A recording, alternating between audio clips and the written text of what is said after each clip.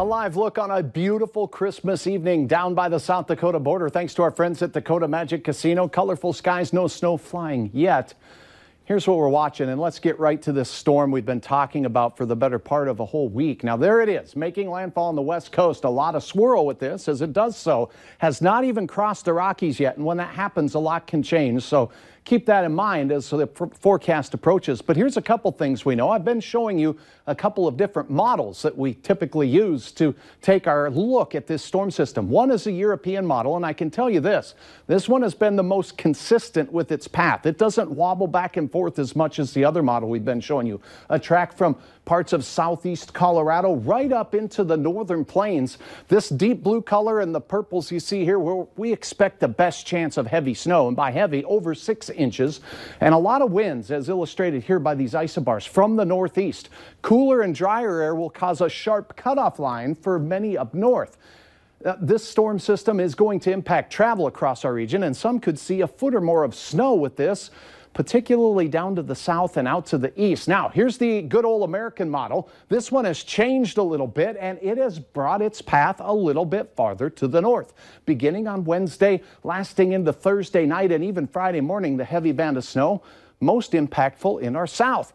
So we have this in-house forecast model, and now that it's a little closer, we'll show you this system. Rain south, snow north, and then a lot of wind that increases throughout the day on Thursday. Thursday will likely be the biggest impact day from morning through the night hours as the storm finally exits Thursday night and into Friday, but does continue with wind in that time frame, causing snow and blowing snow even for Friday travelers. Right now, this is a very early look, but it is showing that the potential for snowfall with this system is in excess of 6 inches for some.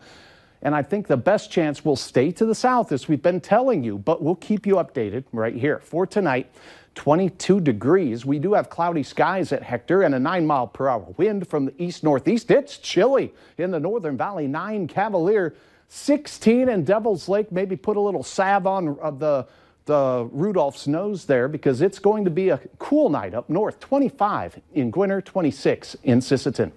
Here's a look at that radar now. We just have little spotty areas of light snow out there, and it's expected to continue as we go through the overnight hours, on and off, mainly in eastern North Dakota, out towards central North Dakota. And as we go towards morning, we can't rule out a few flurries then as well. So that leaves that nice coating on the rooftops for Santa's sleigh. Temperatures in the single digits north, where you get very little snow.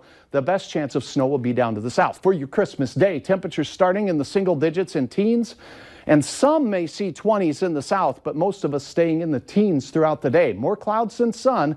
It does look fairly quiet. Watch for slippery spots on area roads in mainly eastern parts of North Dakota. A trace for many.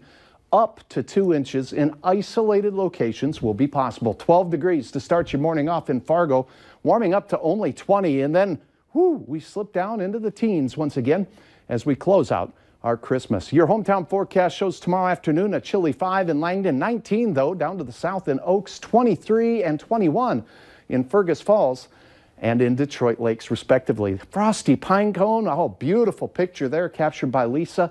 That was taken in Hannaford. Thanks for sharing your photo. Now let's take a look at the numbers over the next 7 days. So we go into our Christmas day, 20 degrees, as we talked about, a little warmer as that storm system approaches. The impact here in our region will be most likely from Wednesday, late in the day, throughout the entire day on Thursday with wind and snow. Finally, by Friday, exiting with light snow still possible. But look at the down arrow on the temperatures there. That's cold. And Melanie, let me tell you, as we go into Saturday morning, some very frigid air will be there, 13 below, and that's pretty conservative at this point. If we get a deep layer of fresh snow, we could see some 20s below. And I guess I haven't made my mind up on Monday's morning's temperature, but I'll do that by the end of the show. Okay, well, thank you. And I guess it's finally going to feel like December, though. We've been pretty lucky. Indeed, that's the case. Yeah, okay, thank you, Hutch.